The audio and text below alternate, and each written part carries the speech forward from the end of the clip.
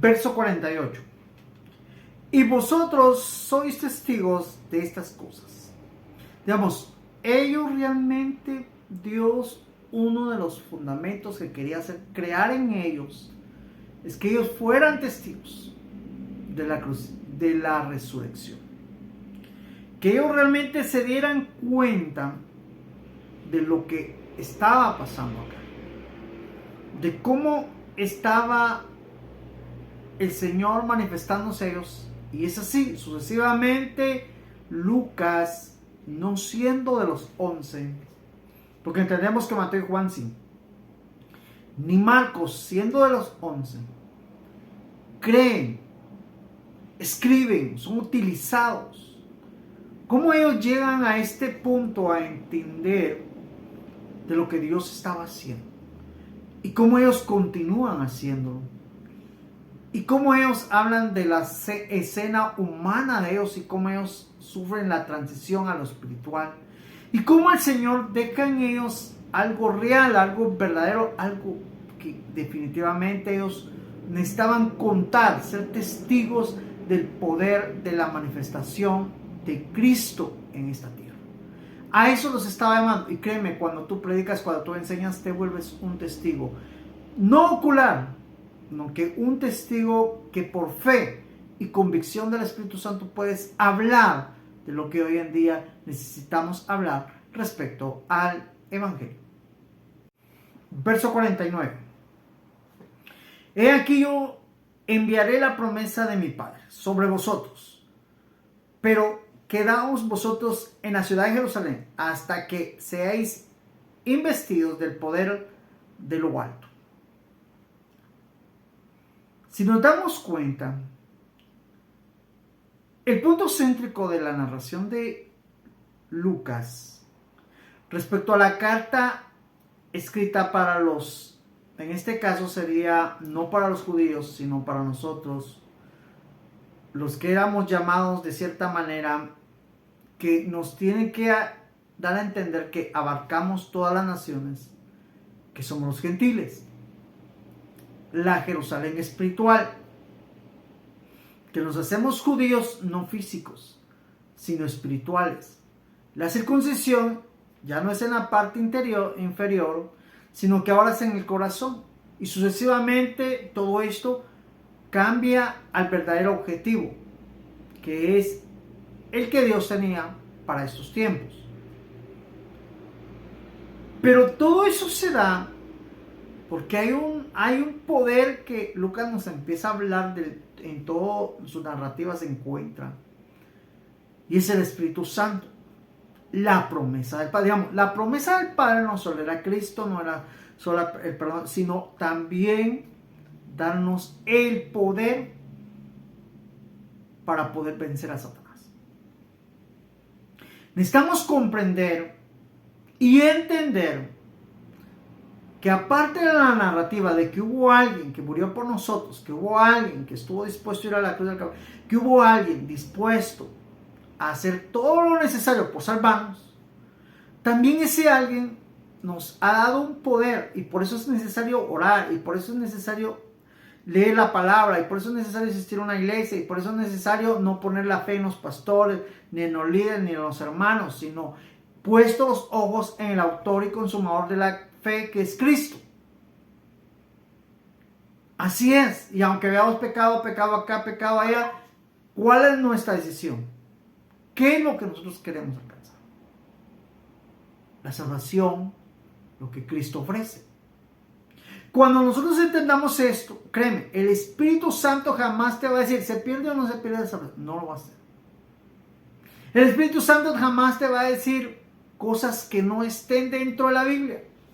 El Espíritu Santo es algo que la teología o podríamos decir las creencias humanas o todo lo que existe no lo puede ni enseñar, ni comprender, ni entender. El Espíritu Santo es el poder absoluto de Dios. Te digo la teología porque los fariseos, ni los fariseos con todo el conocimiento bíblico, sin la unción del Espíritu, de Espíritu Santo pudieron reconocer a Cristo. Por eso es que cuando el Señor le dice a Pedro, esto no te lo reveló Caná, sino fue mi Padre. Está hablando del Espíritu Santo, poniendo a Pedro en actividad, en poder razonar que Cristo era el Cristo. En otras palabras, eso era, nadie se lo podía, digamos, a mí nadie me vino a decir, mira, vas a entender esto. No, créanme, no fue hombre, no. Fueron las mismas escrituras del Espíritu Santo, tuvo que hacer en mí lo necesario. Y hoy en día, por ello es que no les digo, miren, yo les voy a enseñar, miren, veámoslo esto. Estamos leyendo la Biblia y estoy dando mis explicaciones y les he dicho que lógicamente, me comparen con la palabra, entiendan mi explicación con la palabra. ¿Y por qué lo hago? Porque no los estoy trayendo a un estudio para mí, donde yo pueda ser reconocido como alguien superior a lo que hoy en día existe, ¿no? Porque el superior acá es el Espíritu Santo de Dios. Entonces los estoy llevando. ¿Por qué? Porque yo creo que si ustedes ven este programa, leen la Biblia, lógicamente ustedes van a tener una experiencia con el Espíritu Santo y no conmigo. Porque yo no soy el Espíritu Santo. Y es el Espíritu Santo el eje de la iglesia, es el poder de la iglesia, es lo que necesita un pastor, es lo que necesita el liderazgo, es lo que necesita toda la iglesia. Entonces, ¿para qué los voy a llevar? Miren, es como que yo dijera, miren, voy a formar una iglesia, voy a formar esto. Y eso no tiene, sin el Espíritu Santo no tiene sentido. A menos que me lo diga y me dé las bases necesarias y los puntos, yo lo haría. Pero no los llevaría porque mi enseñanza, por lo que he entendido, lo que Él me ha hecho entender, no soy yo. Yo no puedo sustituir a Cristo ni a Él. Por eso, cuando a veces salen algunos anunciando la iglesia, esto, lo otro, y que vayan y que los escuchen a ellos, es para ellos. Quieren buscar gloria ante los hombres. Pero los siervos que tenemos claro esto, no buscamos gloria de los hombres. Entendemos que la gloria no es de los hombres, es de Dios. Y por ello yo no puedo participar en algo que no es mío, sino que se lo doy al que Él es digno, que es Él. Así que, si tú quieres experimentar con el Espíritu, sigue viendo esto, sigue leyendo, compártelo con alguien que lo necesita, con que tú sepas que está iniciando en el Evangelio, o alguien que no ha iniciado bien, o que no ha entendido estas partes de la Escritura, compárteselo. No lo hago por crecer y tener tanta audiencia, no, lo hago porque me puse a pensar hace poco, yo no lo hacía, pero me puse a pensar, esto debe llegar a las personas que son tocadas por el Espíritu Santo, que el Espíritu Santo necesita glorificarse en todo. Entonces, en otras palabras, la situación tiene que llegar a todo el mundo. Alguien diría, entonces va a tener muchos seguidores. No estoy en eso. Si funciona y se hace, que el Señor lo guíe. Y si no funciona, pues me quedo con los oyentes que tengo. No hay problema. Mi objetivo es hacer lo que Cristo hizo. Testigos y volver nosotros testigos y hacer más testigos, para que el Evangelio llegue a donde tiene que llegar según el propósito de Dios. Luego Jesús los llevó fuera de la ciudad hasta Betania, y alzando las manos, los bendijo. Y mientras los bendecía, se apartó de ellos y fue llevado al cielo. Ellos, después de adorarlo, volvieron a Jerusalén muy contentos, y estaban siempre en el templo, alabando a Dios. En el verso 50 encontramos otro verso que tiene un subtítulo y dice la ascensión. Y los sacó afuera hasta Betania y alzando sus manos los bendijo.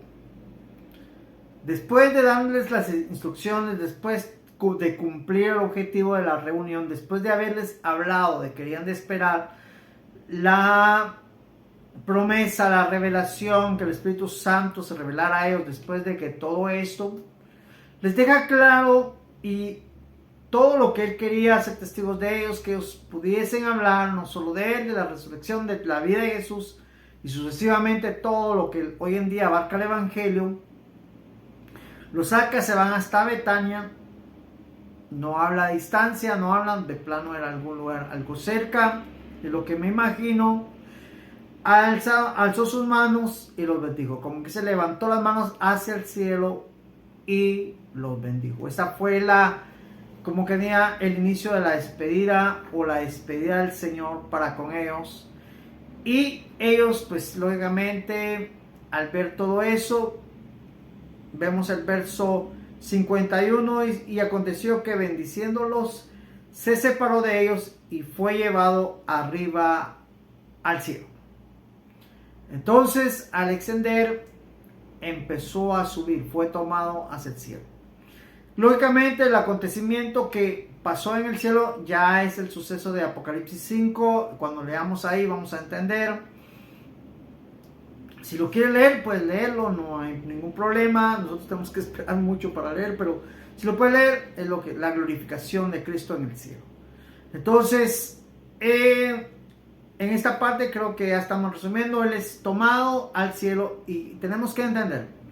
Él es tomado porque Él va a regresar del cielo hacia abajo. Digamos, la idea de haber sido tomado hacia el cielo nos da la idea de que Él se fue hacia el cielo. Nosotros esperamos, es más, la Biblia habla de que el cielo, la señal, apareció la señal del Hijo del Hombre, que Él venía.